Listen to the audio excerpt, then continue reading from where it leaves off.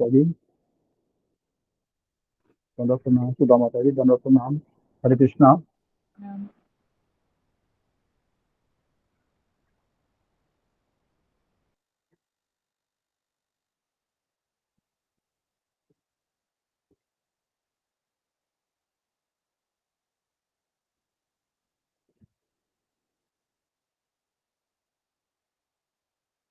मैं गुरु वंदना शुरू करूं प्रभु जी?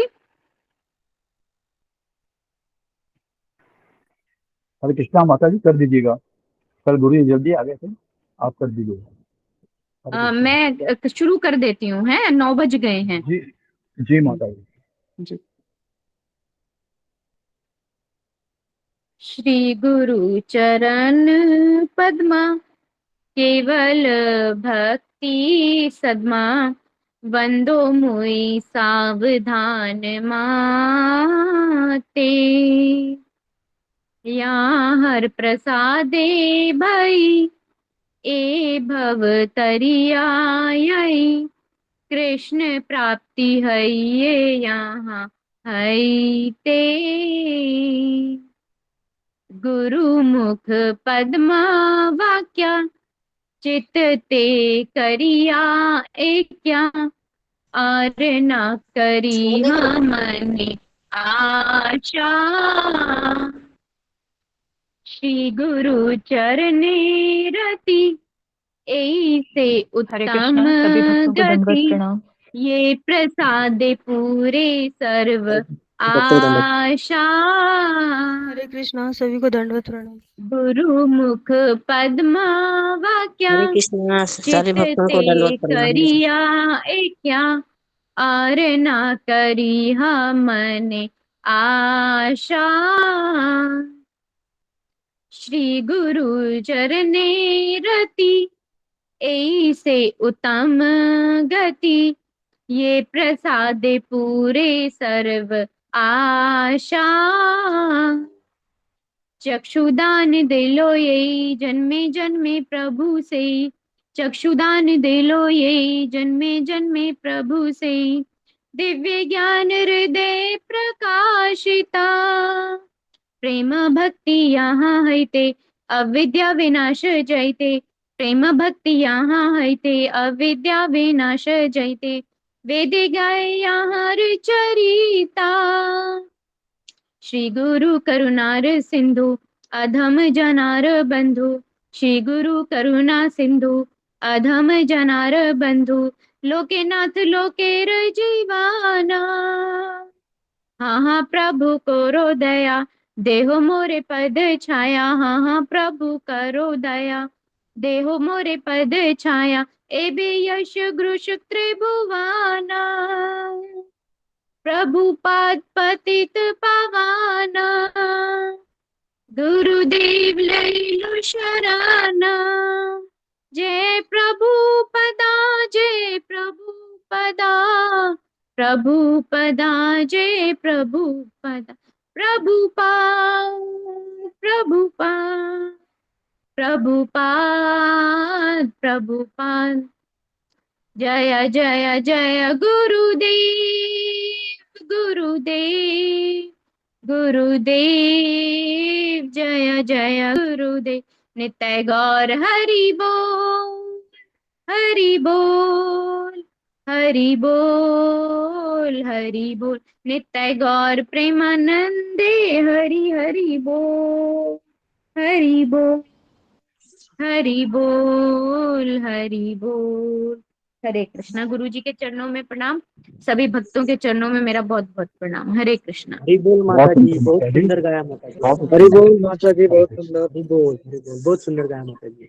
हरे कृष्णा, सब सभी भक्तों के भक्तों चरणों को में दंडवत दंडवत प्रणाम। प्रणाम। हरे कृष्णा सभी भक्तों को दंडवत प्रणाम। हरे हरे कृष्णा। कृष्णा, गुरु जी हरे दंडवत कृष्णा, प्रणाम। सभी भक्तों को हरे दंडवत प्रणाम। कृष्णा सभी भक्तों को प्रणाम। दंडवत हरे कृष्णा, प्रणाम। सभी भक्तों हरे को कृष्णा प्रणाम। हरे सभी माता कृष्णा जी, भक्तों को जय श्री दंडवत राम माता जी, प्रणाम। जय श्री राम हरे माता कृष्णा जी। हरे कृष्णा प्रभु जी। राम हरे राजू जी, कृष्णा कृष्ण कृष्ण। यशोदा माता जय जी, भगवान प्रभु जी यशोदा माता कृष्णा यशोदा हरे माता कृष्णा जी, प्रभु सुधा जी माता दंडवत हरे कृष्णा। प्रणाम। हरे कृष्णा दंडवत हरे प्रणाम। कृष्णा ऑन द स्क्रीन और ऑफ द स्क्रीन सब भक्तों को दंडवत प्रणाम है। हरे हरे कृष्णा। हरे कृष्णा सुधा कृष्णा, माता सुश्री जी। माता जी, दंडवत प्रणाम। दंडवत प्रणाम प्रभु।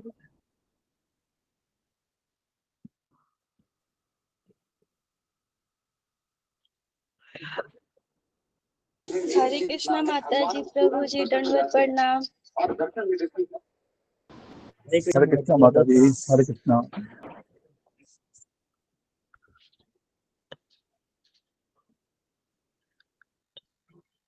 हरे ओके, कृष्णा हरे कृष्णा, प्रभु जी, हरे कृष्ण, हरे कृष्णा दंडवत गुरु जी, प्रणाम, कृष्ण, गुरु दंडवत जी की चरणों प्रणाम। प्रणाम। हरे कृष्णा हरे गुरु जी, दंडवत हरे प्रणाम। कृष्णा गुरु हरे जी कृष्णा दंडवत गुरु कृष्णा प्रणाम। गुरु जी दंडवत प्रणाम। हरे हरे कृष्णा, कृष्ण कृष्णा दंडवत गुरु जी, प्रणाम।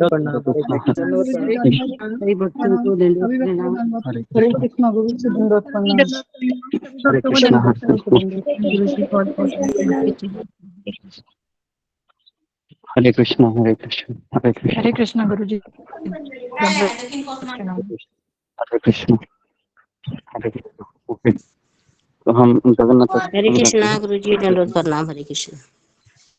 हरे हरे कृष्ण कृष्णा गुरु स्तोत्रम। जी दंडवत प्रणाम। सभी भक्तों को दंडवत प्रणाम। हरे कृष्ण, हरे कृष्ण। हरे कृष्णा गुरु जी, दंडवत प्रणाम। सभी भक्तों को दंडवत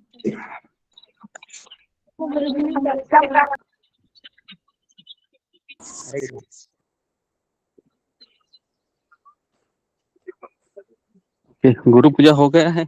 अशोक चौहान हो गया है। जी गुरु जी हो गया है। जी गुरु जी। सदा कालिंदी तट विपिना संगीत तरलो मृदा भीरी नारी वदन कमला स्वाध मधुपा रमा शंभु ब्रह्मामरपि गणेशार्चित पदो जगन्नाथ स्वामी नयन पथगामी भवतु मे भुजे सवे वेणुं शिरसि शिखि पिच्छ कटितटे दुकूलं नेत्रान्ते सहचर कटाक्षं विदधते सदा श्रीमद्बृन्दावन वसति लीला परिचयो जगन्नाथ स्वामी नयन पथगामी भवतु मे।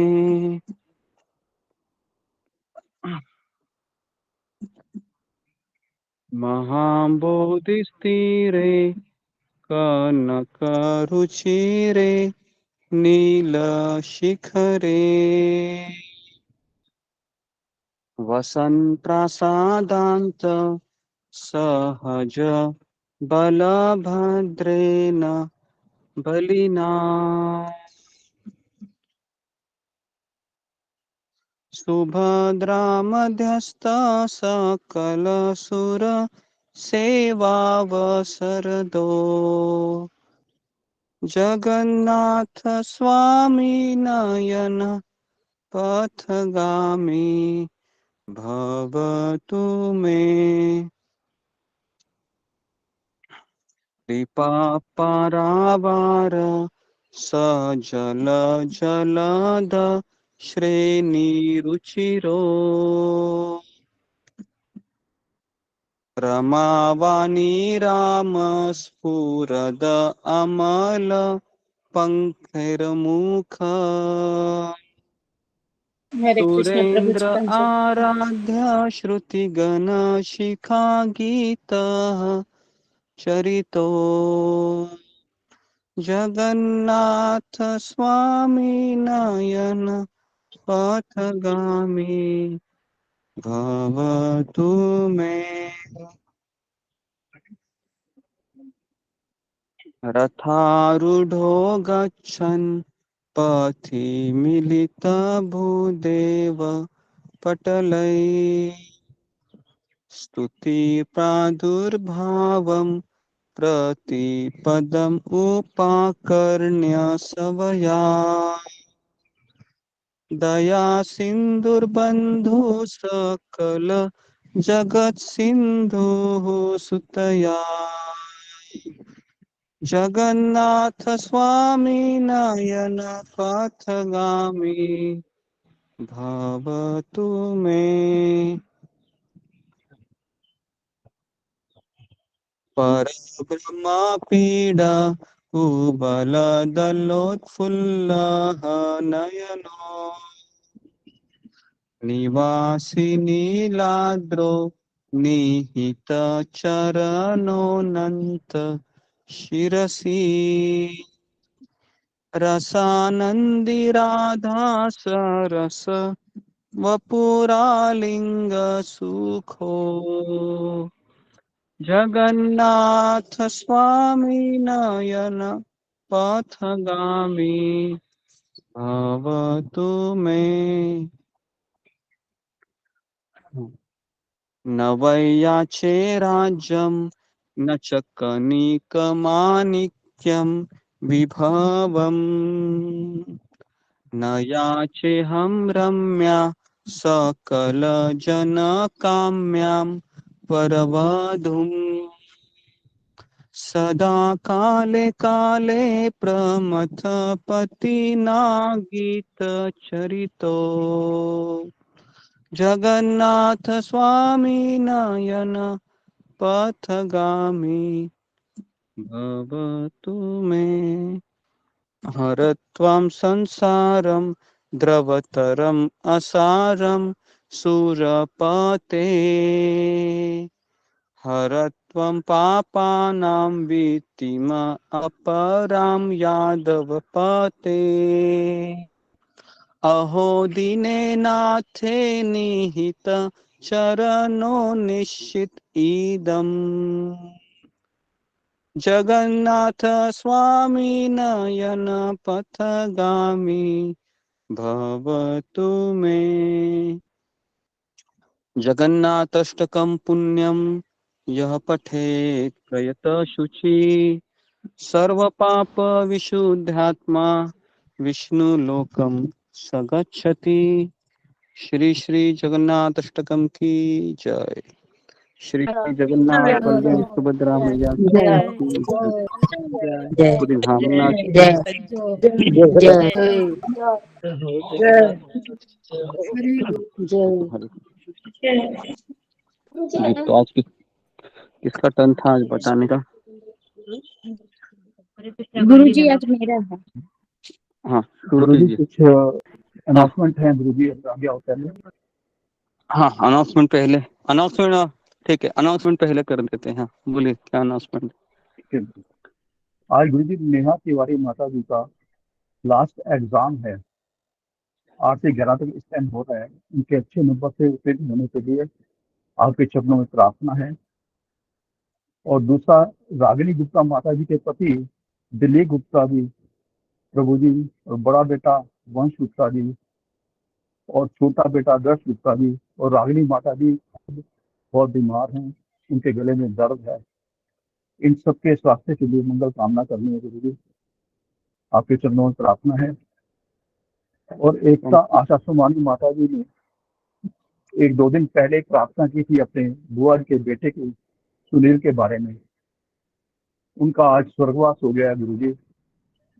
उनकी आत्मा के लिए मंगल कामना करनी है ताकि प्रभु उनको अपने चरणों में लेके जाए और परिवार को सुखी रखे और मामूनी पाल माता जी की पुत्री भाग्यश्री का आज जन्मदिन है उससे प्रार्थना है कि भाग्यश्री माता जी का भी जिस तरह वो भी अपने माता पिता की तरह श्री कृष्ण भावना भावित हो और परमात्मा के चरणों में लगे और गुरु जी आज भी राकेश कुमार प्रभु जी का और बबीता देवी माता जी का 40वीं वर्षगांठ है उनके मंगल में जीवन के लिए सुखद कामना करनी है गुरु जी हरे कृष्णा ये 5 थे गुरु जी जी तो हम 3 बार हरे कृष्ण महामंत्र बोल के इनके लिए प्रार्थना करेंगे हरे कृष्णा कृष्णा कृष्णा कृष्णा कृष्णा हरे कृष्णा हरे हरे राम हरे राम कृष्णा हरे राम हरे हरे राम राम राम हरे राम राम हरे राम हरे राम राम राम हरे राम हरे राम कृष्ण हरे हरे कृष्ण हरे राम राम राम हरे हरे राम कृष्ण हरे राम हरे कृष्णा हरे कृष्णा हरे राम हरे कृष्णा हरे हरे राम कृष्ण हरे राम राम हरे राम हरे हरे राम राम हरे हरे हरे कृष्णा हरे बोल। कृष्ण कृष्ण हरे हरे हरे राम धन्यवाद सब भक्तों का। राम राम हरे हरे। जी, तो अभी शुरू कीजिए। किसका टर्न है? कल हमने क्या जी चर्चा की? प्रभु जी, कल आपने जो है अकिंचन वित्ताय शब्द से शुरुआत की थी। इसका अर्थ होता है कि जो भगवान है वो निर्धनों के धन है, और हमें स्वयं को जो है ऐसे ही पतित और निर्धन समझना चाहिए। और आप आगे बताते हैं कि जो भक्त होता है उसके अंदर कहीं ना कहीं एक छोटा सा अहंकार रहता है कि मैं जो है भक्ति के टॉप पर हूँ, यानी कि जो योगा सीढ़ी है उसके टॉप पर जो भक्ति योग है मैं उसका पालन कर रहा हूँ। तो जब आप बताते हैं कि जब इस तरह की भावना जो है व्यक्ति के मन में घर कर जाती है तो वह जो है भक्ति में प्रगति नहीं कर पाता। और भक्ति में वह इसलिए नहीं प्रगति कर पाता कि वह स्वयं को भिखारी नहीं समझता है। तो आगे आप बताते हैं कि जो है अगर कोई जैसे क्रोध है तो क्रोध को हम भगवान की सेवा में कैसे लगाएं। तो आप बताते हो कि जो भक्त की निंदा करता है, भगवान की निंदा करता है, तो व्यक्ति को माता कुंती कहती है कि आप आत्मा राम हो। भगवान की प्रशंसा करते हुए कहती हैं कि आप आत्मा राम हो। आत्मा राम का अर्थ आप बताते हो कि जो स्वयं में संतुष्ट होता है। और आगे जो है बताती हैं माता के भगवान जो है भगवान की जो दया है वो सब पे समान रूप से वितरित होती है, और जीवों के बीच में जो कलह होती है वो उनके सामाजिक मतभेद के कारण होती है। जो सनातन धर्म है वह एक ही ईश्वर को मानता है। वह कहता है कि ईश्वर एक ही है पर उनके नाम अलग अलग हैं। और फिर आप बताते हो कि भगवान के दो तरह के नाम होते हैं, एक मुख्य नाम होते हैं और एक गौण होते हैं। तो गौण में आप परमात्मा और अल्लाह के बारे में बताते हैं कि जो मुस्लिम समुदाय है वो अल्लाह कहता है। तो अल्लाह अर्थ होता है शब्द का अर्थ होता है सर्वशक्तिमान प्रभु। फिर आगे जो है श्लोका 29 की आप व्याख्या करते हैं कि माता कहती हैं आपकी दिव्य लीलाओं को कोई नहीं समझ सकता, आपकी लीलाएं मानवीय प्रतीत होती हैं, इसलिए जो है भ्रामक स्थिति उत्पन्न कर देती है। हम भ्रमित हो जाते हैं और समझ नहीं पाते। और आगे आप बताते हैं कि ना कोई भगवान की विशेष कृपा का पात्र है, ना ही कोई उनका अप्रिय है। आप पक्षपात नहीं करते हैं, लेकिन ऐसा लगता है कि आप पक्ष ले रहे हैं, पर आप पक्षपात नहीं करते हैं। आपकी जो कृपा है वो समान रूप से वितरित होती है। जैसे एक माँ के 3 बच्चे होते हैं तो एग्जाम्पल देते हैं कि बहुत एक बच्चा बहुत रोता है, उसे माँ सबसे पहले भूख लगती है ये सोच करके दूध देती है, खिलौने देती है ना। लेकिन क्या करता है बच्चा जो है दूध भी नहीं पीता और खिलौने को भी फेंक देता है। तो ऐसे रोते हुए बच्चे को माँ सबसे पहले गोद में लेती है। वो ये समझती है कि मेरे बच्चे को मेरी जरूरत है। तो भगवान भी जो है माँ के जैसे ही हैं। जब वो हमारे ऊपर कृपा करते हैं तो सबसे पहले हमें धन ऐश्वर्य देते हैं, और हम उसको मना कर देते हैं कि भगवान नहीं भगवान मुझे जो है ऐश्वर्य नहीं चाहिए, मुझे आप चाहिए। तो दूसरा कहते हैं ठीक है तुम स्वर्ग ले लो, तो हम इसको भी मना कर देते हैं। फिर तीसरा कहते हैं कि मुक्ति ले लो, तो भक्त जो होता है इसको भी मना कर देता है, कहते हैं नहीं भगवान मुझे आप ही चाहिए। तो ये सब जो है एक तरह के टेस्ट होते हैं, ये खिलौने देने के समान होते हैं। लेकिन जो व्यक्ति जो है ये कहता है कि नहीं भगवान मुझे ये कुछ भी नहीं चाहिए, बस आप ही चाहिए, और जो है ये सब करते हैं, तो भगवान उनसे सारे उनका धन ऐश्वर्य सब कुछ ले लेते हैं और उनका टेस्ट लेते हैं। तो सब कुछ ले लेते हैं और जो है फिर आप आगे बताते हो कि कृष्ण को पता होता है कि हमारी जो कैपेसिटी है, हमारी कैपेसिटी इतनी खिलौने तक ही है, इसलिए वो हमारी बड़ी बड़ी परीक्षाएं नहीं लेते हैं। अनेक अनेक जन्मों के बाद हम भगवान कृष्ण की शरण को ग्रहण कर पाते हैं, और उनकी दिव्य लीलाओं को कोई नहीं समझ सकता। यहाँ आप एग्जाम्पल देते हैं कि जब रामायण में सीता माता का अपहरण हो जाता है तो राम रोते हैं और सब पेड़ पौधों से सब माता सीता के बारे में पूछते हैं। तो उस समय पार्वती माता भ्रमित हो जाती हैं और वो शिव भगवान से ये पूछती हैं कि आप जो है इनकी पूजा करते हो, ये तो जो है सामान्य मनुष्यों की तरह जो है अपनी बीवी के गम में रो रहे हैं। तो यहाँ आप बताते हैं कि जो स्त्रियां होती हैं वो नहीं सुनती हैं। तो माता सीता ने भी नहीं सुना और वो जो है परीक्षा लेने के लिए भगवान के पास सीता माता का रूप धर के पहुंच गई।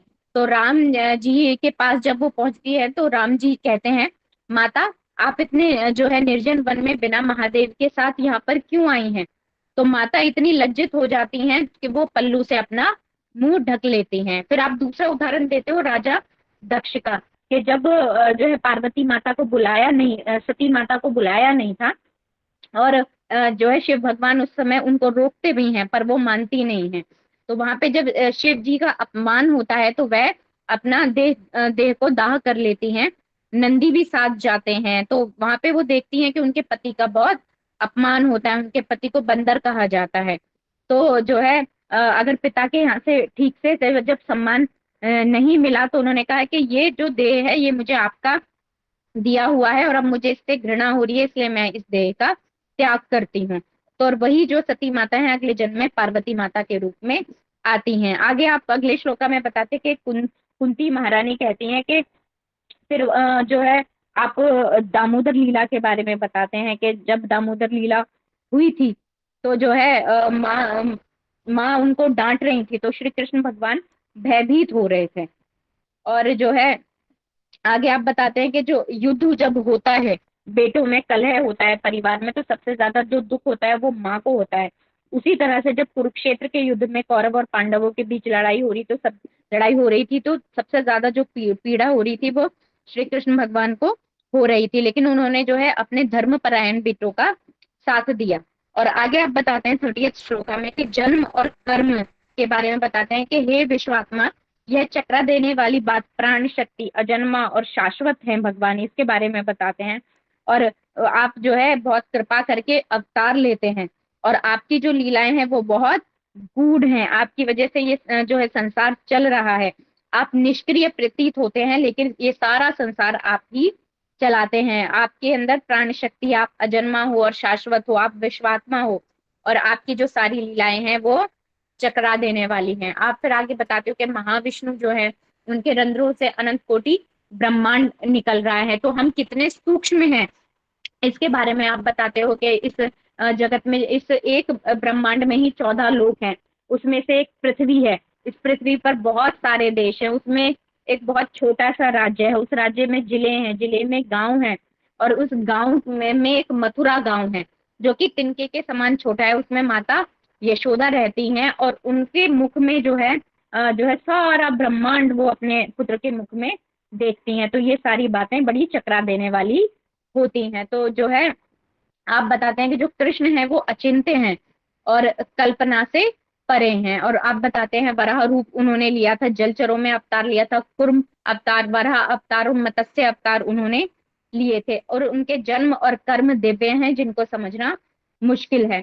तो यहाँ पे गुरु जो हमें दिमाग है वो कृष्ण को समझने में नहीं लगाना है, हमें जो दिमाग है वो गुरु की आज्ञा के पालन करने में या किस तरह उस आज्ञा का पालन करना है इसमें हमें अपने दिमाग को लगाना है। तो यहाँ पे आप बताते हो कि कुंती महारानी एक स्त्री थी लेकिन उन्होंने इतने अच्छे जो ये श्लोका बोले हैं और इतने अच्छे तर्क वितर्क के साथ ये श्लोका उन्होंने कहे हैं। जब कृष्ण दामोदर लीला करते हैं तो उनकी काजल जो है इतना वो भयभीत होते हैं, रोते हैं, काजल धुल जाता है।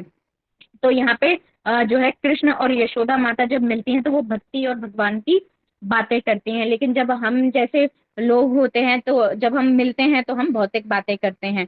भक्त जो होता है वो भगवान को सुंदर बनाना चाहता है और वह सिर्फ भगवान को सुंदर इसलिए बनाना चाहता है क्योंकि वह जानता है क्योंकि उसका शरीर नश्वर है, सदा के लिए नहीं रहेगा। ओके, हरे कृष्णा, धन्यवाद। ओके माता जी, हरे कृष्णा। हरि बोल माता हरे जी। हरे कृष्णा, हरे कृष्णा, हरे कृष्णा, हरे कृष्णा। बोल, हरे बोल, बहुत अच्छा बताया बहुत माता जी। सुंदर जी, बहुत बताया माता जी आपने। बहुत अच्छा बताया माता जी। हरे कृष्णा। ठीक हो। हरे कृष्णा।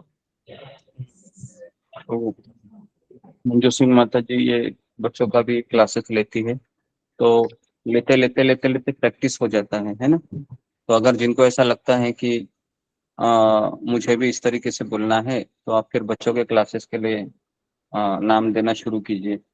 आप प्रैक्टिस करोगे तो हो जाएगा, है ना। लेकिन इससे भी ज्यादा जरूरी है, हाँ, विनम्रता जरूरी है, शरणागति, समर्पण, ये इससे भी ज्यादा जरूरी है।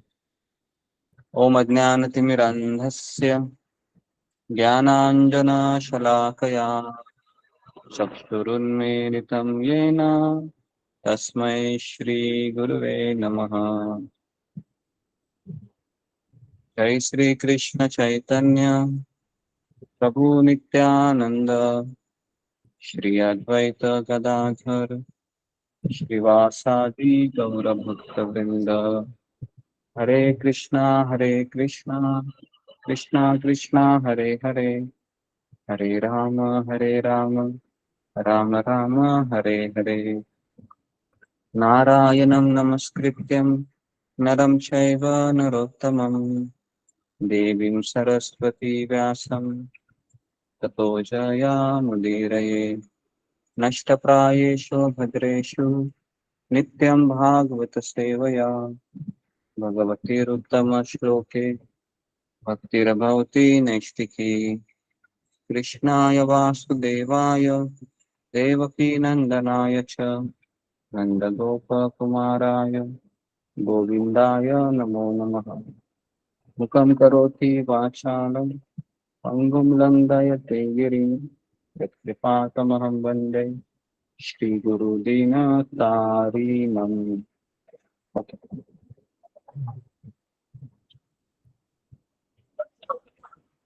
हरे कृष्णा, सबका स्वागत है भागवतम के सत्र में। हम कुंती महारानी की शिक्षाएं अध्याय पढ़ रहे हैं और पिछले 3 से 4 दिनों से हम कुंती महारानी की शिक्षाओं पे चिंतन कर रहे हैं, मनन कर रहे हैं। क्या लेडी है ना, पांडवों की माता।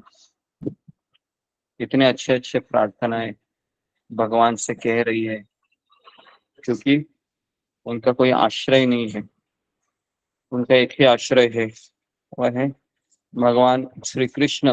हालांकि उनके बच्चे हैं, महान बच्चे हैं, 5 पांडव,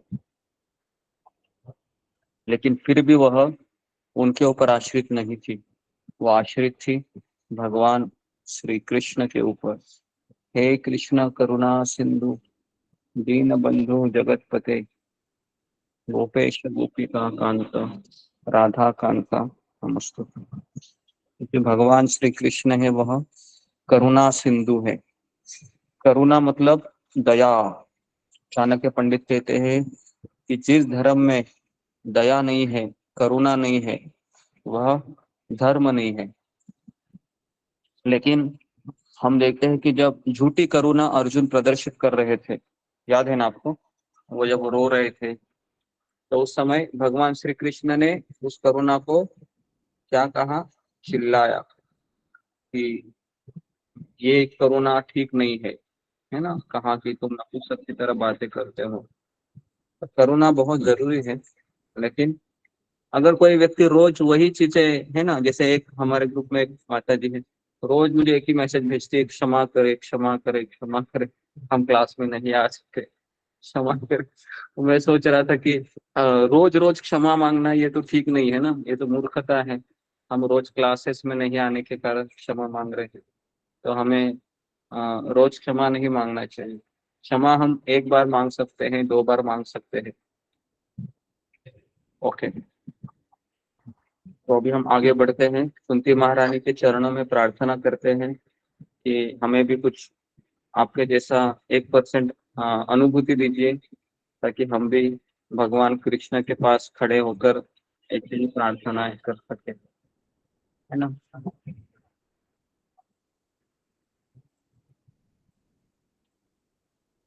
तो वो कौन से श्लोक, किसी को याद है कौन सा श्लोक चल रहा था? गुरुजी आई थिंक 30 31 चल रहा था 30 या गुरुजी। 31 तक हो गया कुछ। 30 ओके। ओके।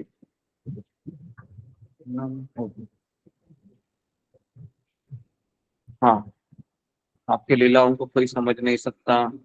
आप चकरा देने वाली कैसी विडंबना है कि आप निष्क्रिय रहते हुए भी काम करते हैं। उसके बाद फिर हम 21वां श्लोक, हाँ 21वां श्लोक हमने लिया था ना, दामोदर लीला, जिसमें जिसमें कुंती महारानी उस लीला को देखती है और कहती है कि कृष्ण, मैंने आपको देखा था तभी जब आपकी माता आपको बांध रही थी रस्सी से, और रस्सी से बांधते हुए आप रो रहे थे। आपके आंखों का काजल है वह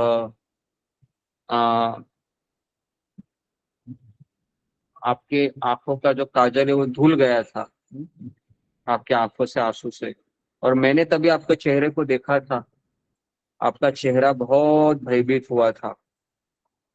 तो और आपको देखकर मैं इतनी आश्चर्यचकित हो गई कि काल आपसे भयभीत होता है और आप माता यशोदा से भयभीत हो रहे हैं। ये कुछ बात मुझे हजम नहीं हुई, कुंती महारानी कह रही।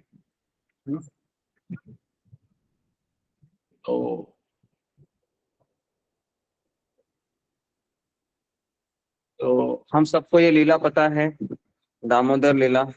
चलो अभी दामोदर महीना आने वाला है 3-4 महीनों में, तो मैं थोड़ा सा आपको 5 मिनट दामोदर लीला बताता हूँ कि एक बार भगवान श्री कृष्ण को बहुत भूख लगी थी। तो वो अपनी माता के पास आकर कहते हैं कि मुझे बहुत भूख लगी है मैया। तो मैया यशोदा मैया उसको गोदी में लेती हैं और अपनी छाती का दूध पिलाती हैं। और जैसे ही दूध पिलाती रहती है अचानक उसको आवाज आता है, क्योंकि तभी चूल्हे पे उसने दूध को रखा होता है। अभी दूध सोच रहा था कि सारा दूध है ये कृष्ण पिएगा, तो फिर मैं कैसे कृष्ण को प्रसन्न करूंगा। तो इसलिए जो चूल्हे पे जो दूध रखा था वो दूध सोचता है कि मैं कृष्ण को प्रसन्न नहीं कर सका तो मेरा जीने का अस्तित्व ही क्या है, मैं सुसाइड कर लेता हूँ।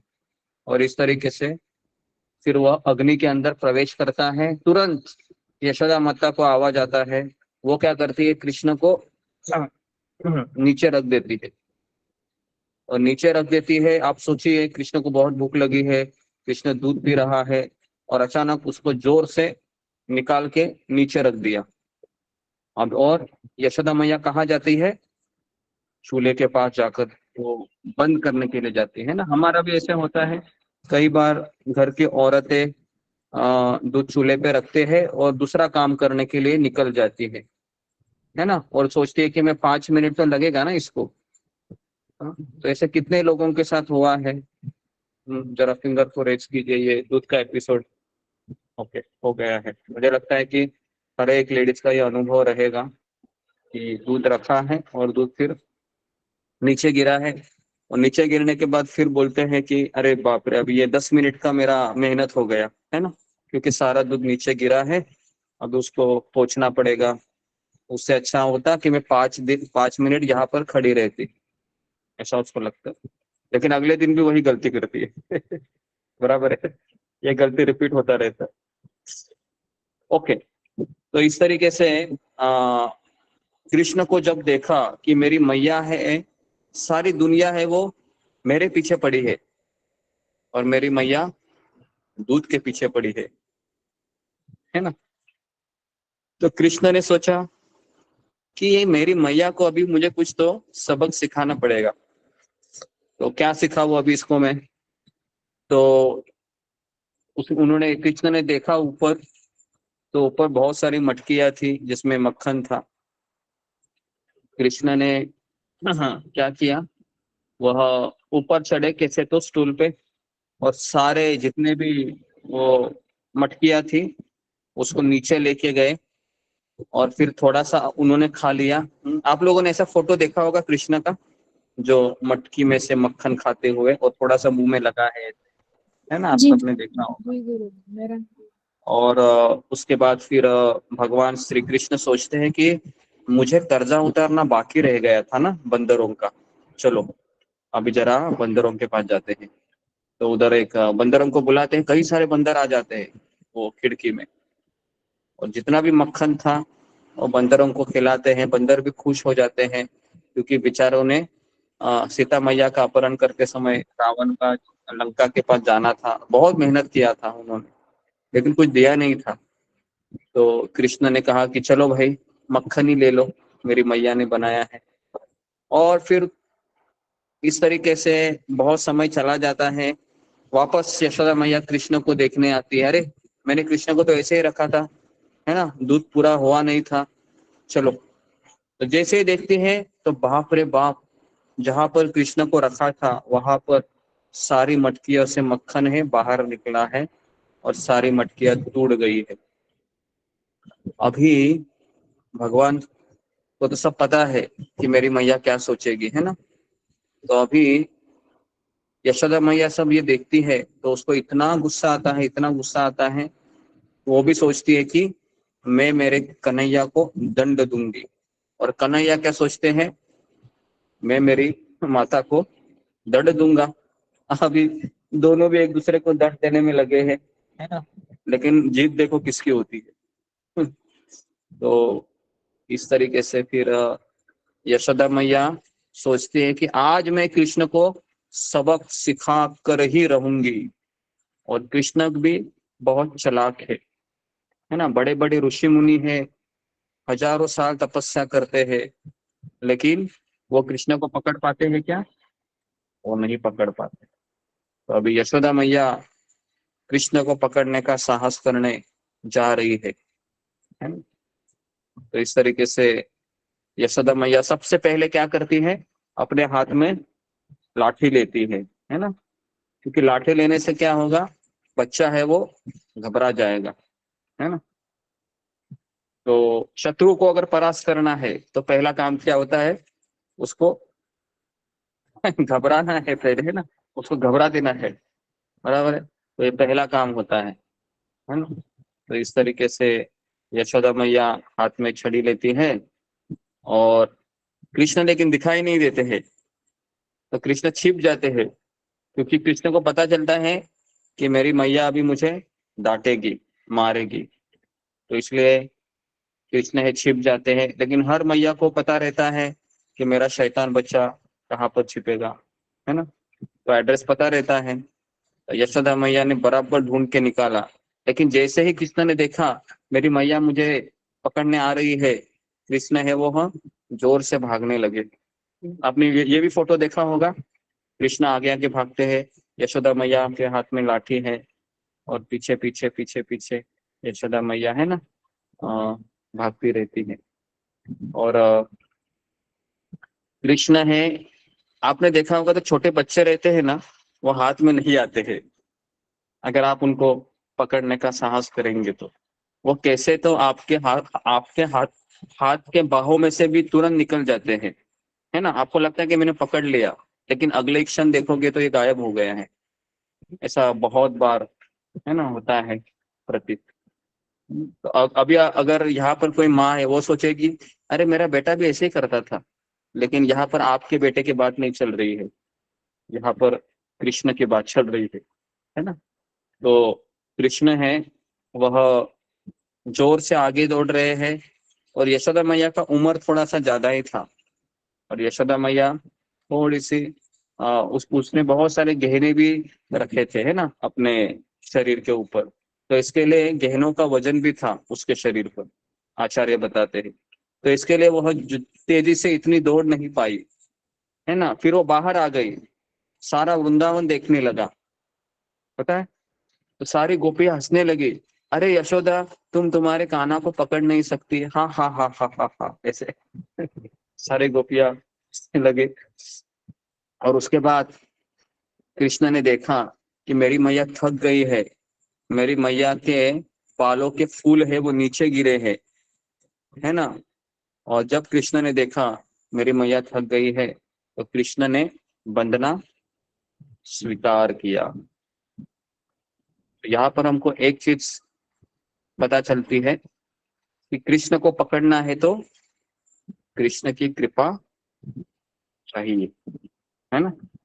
हम अपनी इच्छा से पकड़ सकते हैं क्या कृष्ण को? कदापि नहीं। कितना भी प्रयास करो, 4 बजे उठो, 3 बजे उठो, 2:30 बजे उठो, या या सोएंगे भी नहीं तो भी कृष्ण पकड़ में नहीं आएंगे। क्योंकि परम पूज्य राधानाथ स्वामी महाराज कहते हैं कृष्ण को पकड़ना है तो एक चीज चाहिए। कौन सी चीज है वो? बताइए कौन सी चीज है? भाव और प्रेम। हाँ,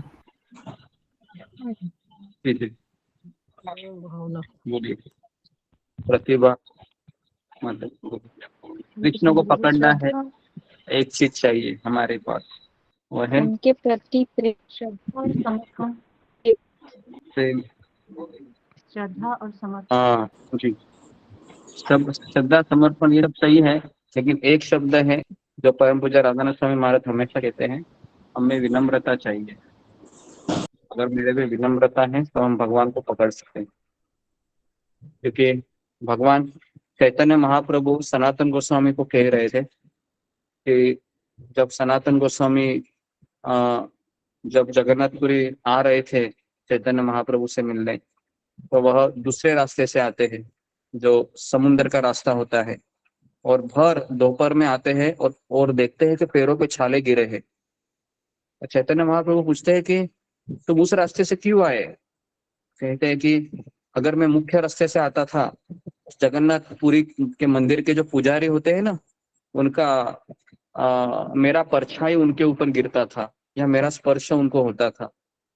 और मैंने तो मुसलमान का, है ना, चाकरी किया है, सेवा किया है, मैं बहुत पतित हूँ। तो जगन्नाथ भगवान का अगर पुजारी का मेरा स्पर्श अगर उनको होता था तो वो अशुद्ध दूषित हो जाते थे, और मैं नहीं चाहता था कि जगन्नाथ भगवान की पूजा ऐसे दूषित तरीके से हो, तो इसके लिए मैं वहां से आया। तो ये जब सुनते हैं ना चैतन्य महाप्रभु, तो और सनातन गोस्वामी का पूरा शरीर बीमारी से ग्रस्त हुआ था, पूरा पस निकल रहा था, क्योंकि बहुत दिन से वो कुछ खाए नहीं थे, सब कुछ भी नदी का पानी पिए थे। तो चैतन्य महाप्रभु ने, अभी देखो उनका पस का शरीर है, तुरंत उनको आलिंगन किया ऐसे। अभी मुझे बता, हम करेंगे क्या ऐसे? हम नहीं करेंगे। हम बोले अरे बाप रे, जाओ पहले इसको डॉक्टर के पास लेके जाओ, है ना, ऐसा हम बोलते थे। लेकिन चैतन्य महाप्रभु तो माँ है ना, माँ जानती है कि मेरा पुत्र कितना, कितना इसका दिल है वो, इनका इसका हृदय है वो कितना विनम्रता से भरा है। तो उसके बाद फिर चैतन्य महाप्रभु कहते कि बस करो सनातन गोस्वामी, बस करो अभी, तुम्हारी विनम्रता से मेरा हृदय फटा जा रहा है। तो यहाँ पर परम पूज्य राधानाथ स्वामी महाराज कहते हैं कि only by humility one can conquer Krishna. केवल विनम्रता से हम कृष्ण को पराजित कर सकते हैं। लेकिन विनम्रता आसान है क्या? अभी कई लोग ना विनम्रता का गलत अर्थ भी लगाते हैं। उनको लगता है कि विनम्रता मतलब केवल झुके रहना, ऐसा भी नहीं है। विनम्रता का सही अर्थ है कि कृष्ण महान है, मेरे कृष्ण बहुत महान है, मैं कृष्ण का सेवक हूँ, है ना, ये सही विनम्रता है। तो इस तरीके से यशोदा मैया है, कृष्ण की कृपा से कृष्ण को पकड़ती है, और पकड़ने के पश्चात जब कृष्ण जब अभी कृष्ण को बांधना है ना, तो कैसे बांधे? तो वहां पर उखल रहता है। हाँ, तो अभी आप में से कितने लोगों ने अभी गांव में, घर में, है ना, उखल को देखा है, जिसपे बैठा भी जाता है? तो कुछ लोगों ने देखा होगा, लेकिन अभी बहुत कठिन है कि उखल को देखना, है ना, बराबर है। तो कम से कम 10-15 लोग हैं उखल को देखे हैं, अच्छा है ना। तो उस उखल पर बैठने के लिए भी इस्तेमाल होता है। तो यशोदा मैया ने उखल को लिया, और कृष्ण का पेट था ना बहुत मुलायम था, और कृष्ण ने ना घुंघरू पहने थे, और कृष्ण के कमर पे भी एक कमर पट्टा था। और कृष्ण के बाल कैसे थे? कृष्ण के बाल घुंघराले थे, बराबर है, घुंघराले बाल थे।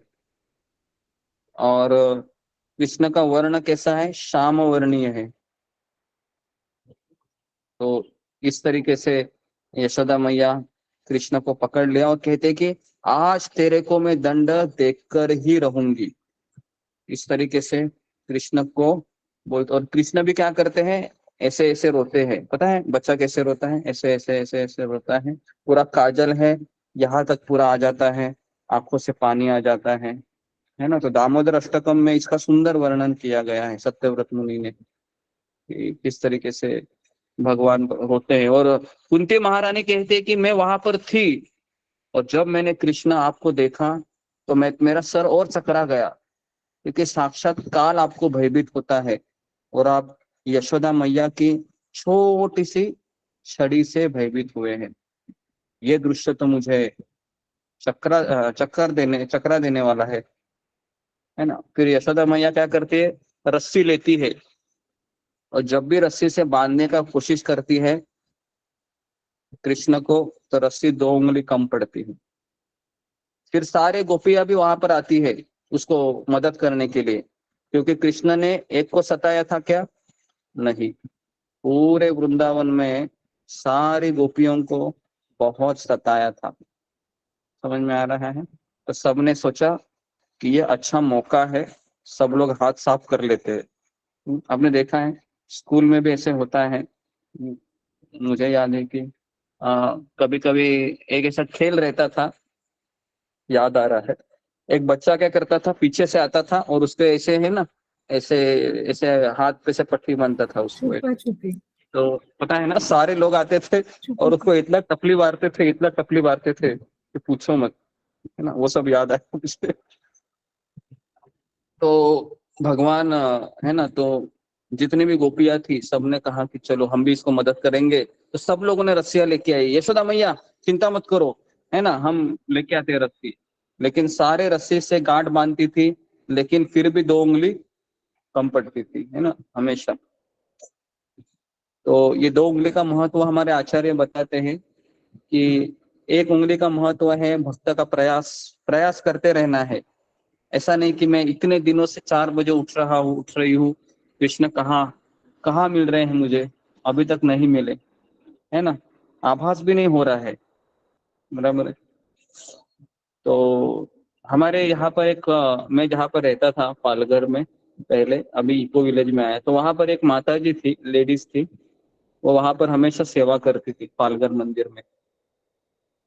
और उसका बेटा है हमारा साड़ू है, और वो एक बार वृंदावन गई थी, वृंदावन यात्रा में। तो कई सारे माता जी थे उनके साथ। तो इनको भगवान ने दर्शन दिया। कैसे दर्शन दिया देखो, वो बता रही थी, वो आगे जा रही थी अपने रूम से, और उसके बाद उसको लगा कि मैं कुछ भूल गई। तो जैसे उसने पीछे मुड़ा तो वहां पर एक पेड़ था, और पेड़ के पीछे से कृष्ण ने उनको ऐसे देखा, ऐसे देखते हैं ना, पता है, ऐसे ऐसे देखते हैं, तो वैसे देखा। तो वो माता जी ने देखा, अरे, और उसने कहा जाके मैंने देखा कृष्ण को। और जब उस पेड़ के पीछे गई देखने के लिए तो कृष्ण वहां पर नहीं थे।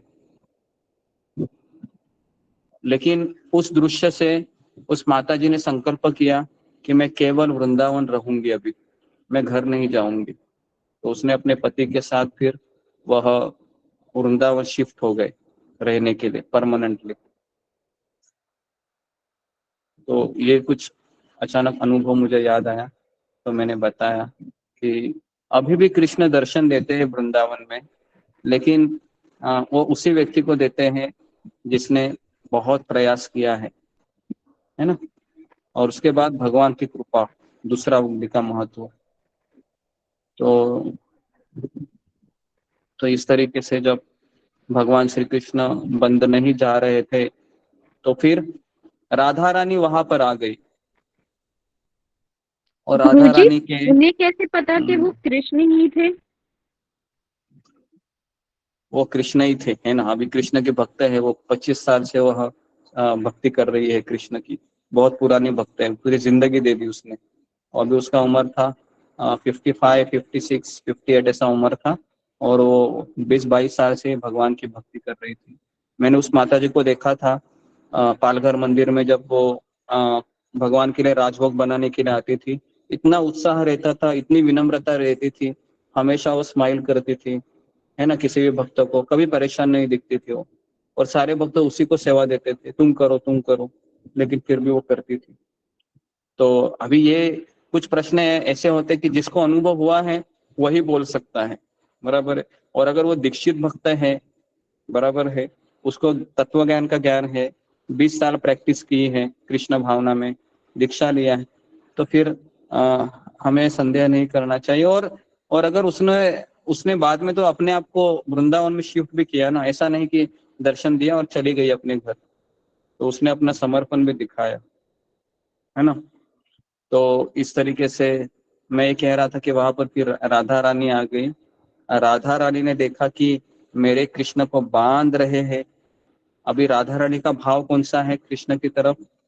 माधुर्य। और यशोदा मैया का कौन सा है? वात्सल्य, है ना। तो यशोदा मैया कहती है राधा रानी तुम आ गई, आ जा। तो सारी रस्सियां छोटी पड़ रही है ना। मैं देख रही हूँ कि तुम्हारा जो बाल है ना, वो क्या बोलते हैं उसको? रिबिन बोलते हैं, पता है आपको? रिबिन पहले जो स्कूल में जो लड़कियां है ना, मुझे याद है कि सरकारी जो स्कूल रहते थे, उसको जो लड़की लोग रहती है वो लाल कलर की रिबिन बांधती थी, पता है आपको? ऐसे बांधा है चोटी गुरुजी, बोलते हैं हमने उसको, बांधा हुआ। बालों पे, हाँ, है ना। तो वो अचानक याद आ गया मुझे, गांव में। फीता बोलते हैं, जी, फीता। हाँ हाँ, कोई फीता, कुछ कुछ नाम से रिबन भी बोले। कहते हैं, रिबन इंग्लिश में कहते हैं, हिंदी में हाँ, फीता। तो ये रिबिन को निकाला यशोदा राधा रानी ने और दे दिया यशोदा मैया को। और जैसे ही राधा रानी का रिबन जोड़ा गया, तुरंत पूरा सर्कल कंप्लीट हो गया, पूरा सर्कल कंप्लीट हो गया। इसका अर्थ जी क्या है? प्रभु जी, हमने भी बांधा है। हाँ हाँ हाँ हाँ, बंदा होगा जी। तो इसका अर्थ ये है कि राधा रानी की कृपा के बिना कृष्ण को बांधा नहीं जा सकता। ठीक है? तो राधा रानी की कृपा बहुत बहुत बहुत जरूरी है ना। तो इसके लिए हम जब हरे कृष्ण महामंत्र बोलते हैं, हरे कृष्णा कृष्णा कृष्णा हरे हरे, हरे राम राम राम हरे हरे, इसमें हरे शब्द कितनी बार आता है? 8 बार आता है, बराबर है। हरे मतलब कौन? राधा रानी। राधा रानी। हरे, है ना, हरे कृष्ण। इस तरीके से राधा रानी की कृपा है हमारे महामंत्र में। कई लोग हैं, जैसे एक भक्त थी हमारे ग्रुप में, बहुत सिंसियर भक्त थी, चंद्रकांता करके माता जी थी। उसका प्रॉब्लम था कि उसको ये 16 अक्षरी मंत्र बिल्कुल नहीं जमता था। उसका प्रॉब्लम था उच्चारण के लिए। तो मुझे बार बार फोन करके कहती थी कि गुरुजी ये पूरा मंत्र मुझे नहीं आता है ना, और ये हरे इसमें राधा रानी भी नहीं है, ऐसा वो मुझे बोलती थी। तो इसके लिए वो जो प्रेमांजन करके है ना, अभी जो यूट्यूब में कथा करते हैं, प्रेमांजन स्वामी, जो पीले कलर के वस्त्र पहनते हैं, वृंदावन में रहते हैं, तो उनके पास वो प्रेमानंद चली है गई। गुरुजी, वो हाँ, प्रेमानंद स्वामी जी हैं। प्रेमानंद स्वामी, हाँ वही, मुझे इतना पता नहीं है। तो उनके पास चली गई। उनका मंत्र कुछ अलग है, राधे श्याम ऐसा कुछ तो है, उसमें राधा का नाम लेते हैं। तो फिर वो उनके पास चली गई और वहां पर जुड़ गई। और वहां पर काफी लोग हैं वहां पर, है ना, जुड़े हुए हैं, और उनके बहुत सारे यूट्यूब में फॉलोअर भी है ना। हम भी उनको प्रणाम करते हैं, हम सबका आदर करते हैं, ऐसा नहीं है। लेकिन शिला प्रभुपाद ने हमारे गुरुदेव ने हमें इतना ही कहा है कि हम सबको आदर करेंगे, सबका नमन करेंगे, लेकिन हम तत्व ज्ञान है वो हमारे जो आचार्यों ने हमें दिया है उसी का हम पालन करेंगे। तो हम भी बंधे हुए हैं। तो रूप गोस्वामी शिला प्रभुपाद ने हमें जो शिक्षा दी है, हम उन्हीं शिक्षा पर चलेंगे। हालांकि उनकी शिक्षाएं भी सही है ना,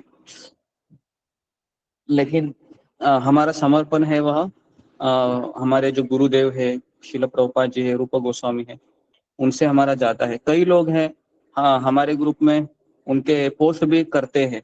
तो मेरा उनसे निवेदन है कि बहुत अच्छे संत है वो, है ना, आप अगर आप सुनना चाहते हैं तो सुनिए, ऐसा नहीं है। लेकिन हमारा जो संप्रदाय है वो ब्रह्म मध्व गौड़ीय संप्रदाय है ना, तो इसलिए हम हमारे संप्रदाय का ही तत्व ज्ञान सुनते हैं, क्योंकि हमने हमारे गुरुदेव को वचन दिया है कि हम इसी परंपरा से दीक्षा लिए हैं तो हम इसी परंपरा का निर्वाह करेंगे, ऐसा है। लेकिन हम सारे साधु संतों का आदर करते हैं, नमन करते हैं उनके चरणों पे, है ना, पूरा हम उनको आदर देते हैं, किसी की निंदा नहीं करते हैं। एक वैष्णव रहता है वो किसी की निंदा नहीं करता है, सबको आदर देता है, लेकिन वो अपने माता और पिता से जुड़ा रहता है हमेशा।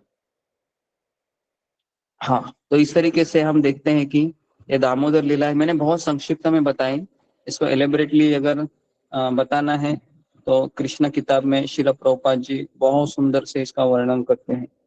तो अचानक मुझे लगा कि ये कुंती महारानी ने देखा है इस लीला को, तो हमें इसका वर्णन करना चाहिए। जी, तो कैसी लगा आपको ये लीला, दामोदर लीला? अच्छा लगा?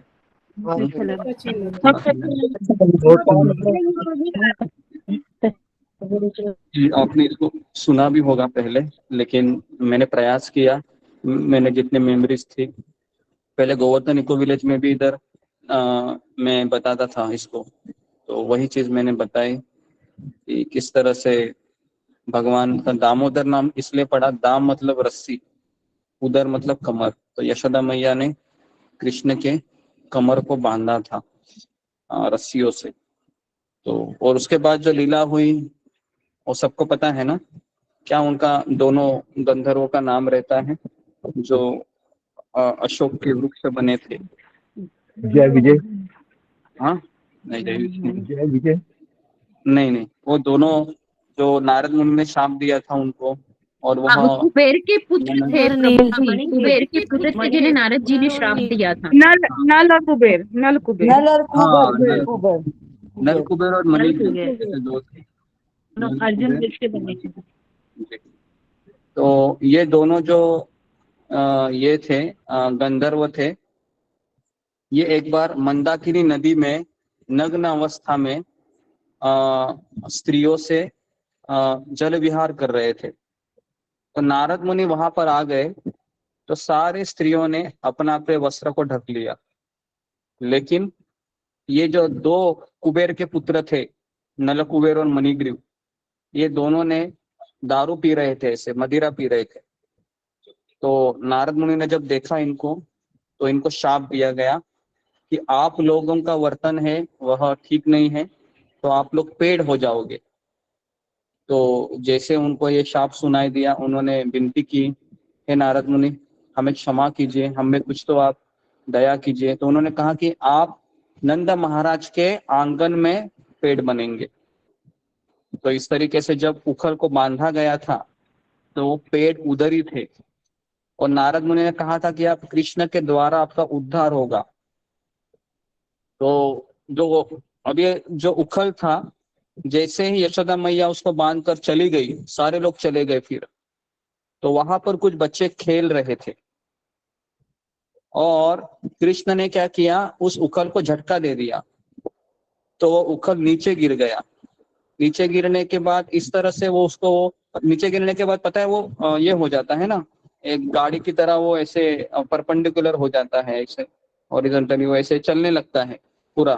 तो वो खींच रहे थे, और फिर वह जो उखल है वो भी पीछे से उसके पीछे जा रहा था, और उसके बाद वो उखल है वो दोनों वृक्ष के बीच फंस गया, और बहुत जोर लगाते हैं तो पूरा वो झाड़ का भी इतना जोर लगाया, खट करके जोर से आवाज आ गया। वो दोनों, वो अर्जुन के पेड़ थे, वो अर्जुन वृक्ष के पेड़ थे। हाँ, अर्जुन वृक्ष का पेड़ देखा होगा आपने, जो ऐसे लंबा रहता है ना। तो इस तरीके से दोनों पेड़ खटाप करके आवाज आता है, और सारे जितने भी गोपथ है वहां के सब दौड़कर आते हैं। लेकिन उसी के बीच ये गंधर्व मुक्त होकर कृष्ण से प्रार्थना करते हैं कि हमें आशीर्वाद दीजिए कि हम अभी वापस स्वर्गलोक जा रहे हैं, है ना। तो हम अभी देखिए यहाँ पर भी वो कृष्ण का दर्शन करते हैं, लेकिन वह भगवत धाम नहीं जाते हैं, क्योंकि भगवत धाम जाना है तो केवल भक्ति करके ही जा सकते हैं। तो इसके लिए हमको भक्ति करनी चाहिए। हालांकि गंधर्वों ने दर्शन किया था नलकुवर मणिग्रीव ने, लेकिन वो भगवत धाम नहीं गए, वापस गंधर्व लोग चले गए। तो इस तरीके से जी, ये दाम अगर ऐसे समय में वो भगवान से ये कहते कि जो है हमें आपके धाम जाना है, स्वर्ग नहीं जाना है, तो क्या भगवान भेजते? ये इच्छा भी अनेक जन्मों के सुकृति के बाद ही जमा होती है कि मुझे स्वर्ग नहीं जाना है, भगवत धाम जाना है। इतना आसान नहीं है ना कि मैंने कृष्ण को देख लिया है ना, अभी मेरे सामने कृष्ण आएंगे, तो अगर मेरा हृदय शुद्ध नहीं है तो मैं कृष्ण से क्या मांगूंगा पता है? कि मुझे एक 1 BHK फ्लैट दीजिए, है ना, with air condition, with geyser, और मेरे पति को भी अच्छा अपना बिना लोन से मुक्त करा दीजिए, मेरे बेटे को डॉक्टर बनाना है, थोड़ा पैसा चाहिए, वो जरा दे दो। यही सब हम मांगेंगे। भले आप माला कर रहे हैं लेकिन हृदय शुद्ध नहीं है ना। जिसका हृदय शुद्ध है वही मांगेगा कृष्ण से कि कृष्ण मैं थक गया हूँ इस संसार से, थक गई हूँ इस संसार से, अभी मुझे आपकी सेवा करना है, मुझे आपके पास आना है, मुझे ले चलो।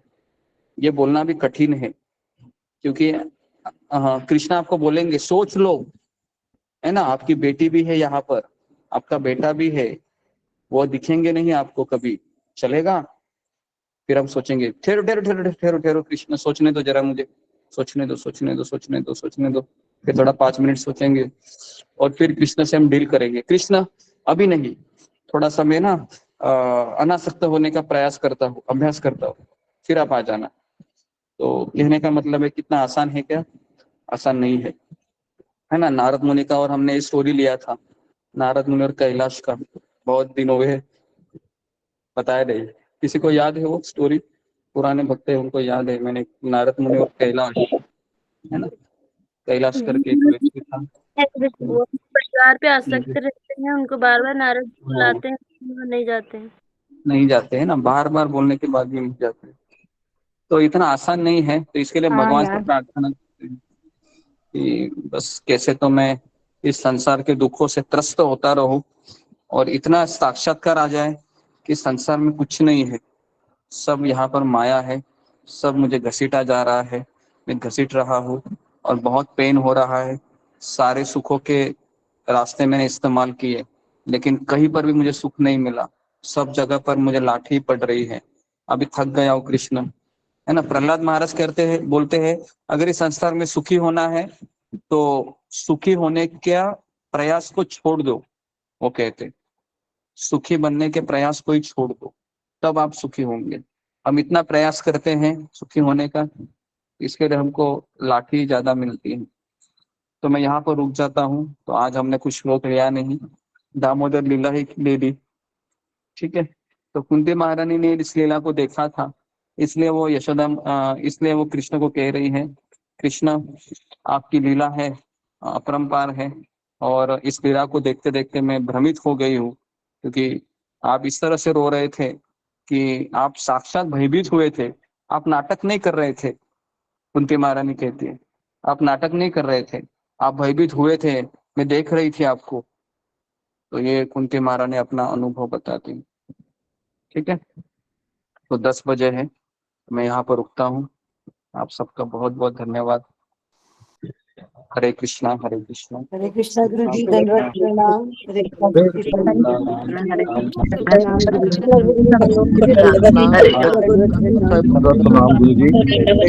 भगवान का